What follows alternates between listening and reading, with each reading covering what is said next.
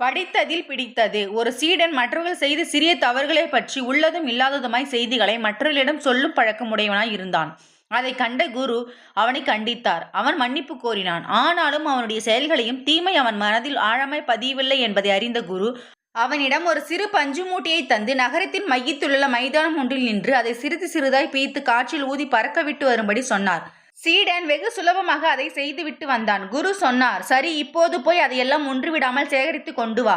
சீடன் திகைத்தான். இதென்ன ஆகிற செயலா குருவே? அந்த பஞ்சு காற்றில் இந்நேரம் எங்கெங்கு பறந்து போய் இருக்கிறதோ அதை எப்படி மறுபடி சேகரித்து வர முடியும்? 1 மணி நேரத்திற்கு முன்பு பறக்கவிட்ட பஞ்சுகளை உன்னால் சேகரித்து திரும்ப கொண்டு வர முடியவில்லை. மற்றவர்களைப் பற்றி என்னென்னவோ சொல்லி வதந்திகளை பரப்பி விட்டு வருகிறாய்.